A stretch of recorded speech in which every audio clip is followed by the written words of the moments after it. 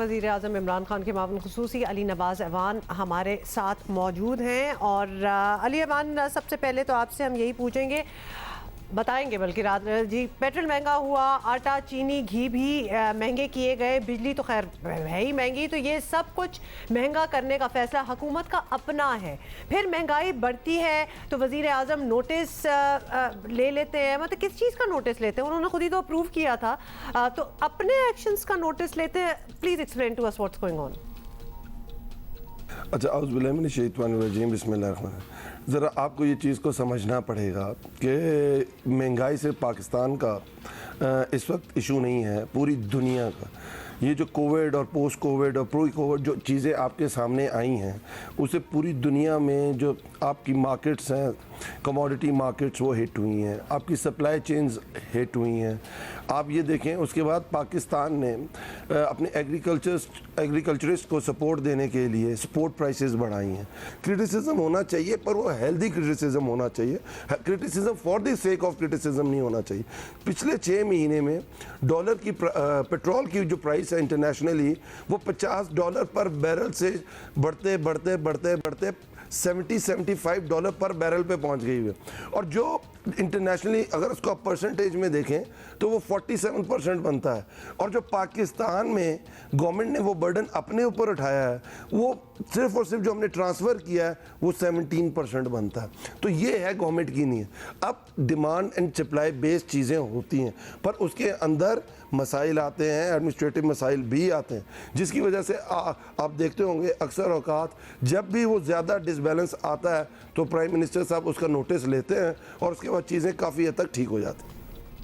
अच्छा, क्या करें कि हम पूरी दुनिया की महंगाई की बात कर रहे हैं आप हंस साहब, लेकिन इंडिया, इवन अफगानिस्तान, इवन खत्ते का और कोई भी मुल्क उठा के देख लें, उनकी इन्फ्लेशन रेट भी आप नोट कर लें सिंगल डिजिट में, इनफैक्ट 5 के राउंड अबाउट है, और हमारे यहाँ भी देख लें डबल डिजिट में कब से चल रहा है। हमारे यहाँ 11% तक भी गया है। अली नवाज साहब, आप कह रहे थे कि शायद हमें अंडरस्टैंड करने की ज़रूरत है, मतलब हम भी दुनिया में देखते हैं कि क्या हो रहा है, तो हम थोड़ा सा कंपैरेटिव एनालिसिस आपसे सवाल पूछने से पहले ज़रूर कर लेते हैं। अगर दुनिया में आप देखें तो उनकी मिनिमम वेजेस क्या है, उनकी कुव्वत ख़रीद क्या है, मतलब अगर महंगाइयाँ हो रही हैं तो लोगों को भी उसी तरह फैसिलिटेट किया जा रहा है ताकि वो अफोर्ड कर सके। उस हिसाब से हो भी नहीं रही। अच्छा मान साहब, एक ऐसा इशू है जिस पर जाहिर है आप एक वज़ीर ख़जाना हटा चुके हैं, हफीज़ शेख साहब, यानी आप लोग संजीदा हैं, इसे हम नहीं डिस्क्रेडिट करेंगे, लेकिन एक वज़ीर ख़जाना की कुर्बानी के बाद भी अगर मसला हल ना हो तो फिर वजह प्रॉब्ली कुछ और होगी। आसान अल्फाज में हमें समझा सकते हैं, या फिर उनके हटाने की वजह कुछ और थी, या तो महंगाई की वजह कुछ और है, या उनको किसी और वजह से हटाया।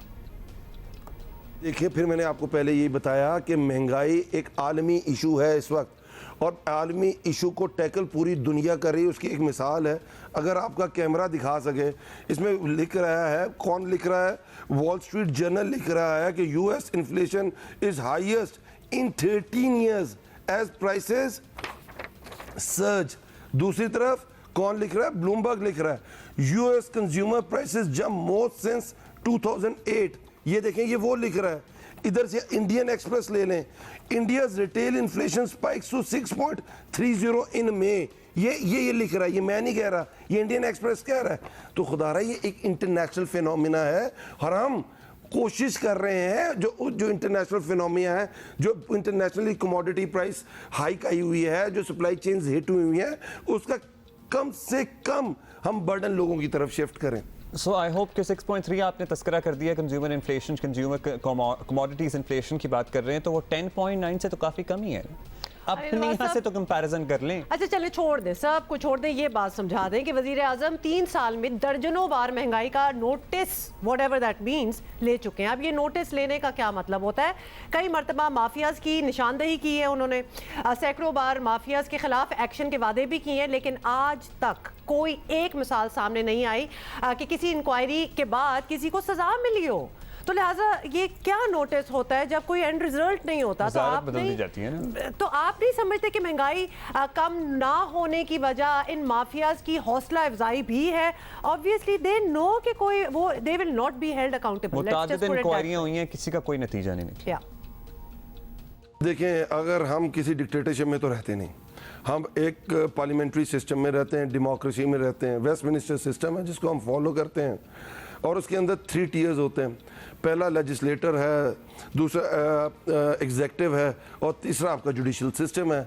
आपका ये काम है पॉइंट आउट करना, आपका ये एग्जेक्टिव का काम है उसको आगे लेके जाना, और फिर जुडिशरी पे डिपेंड करता है कि उसकी जो उसके ऊपर किस तरह की सज़ाएं देती। जो हुकूमत का रोल था, हुकूमत उस रोल को पूरी तरह पूरा कर रही है। हम उसको लाइमलाइट में भी लेके आते हैं, उसके ऊपर कमेटीज़ भी बनाते हैं, उन कमेटीज़ को पब्लिश भी करते हैं, उनके खिलाफ उसके बाद जो तहकीकाती इदारे उन पर केस भी बनाते हैं। Now rest depends on the judiciary.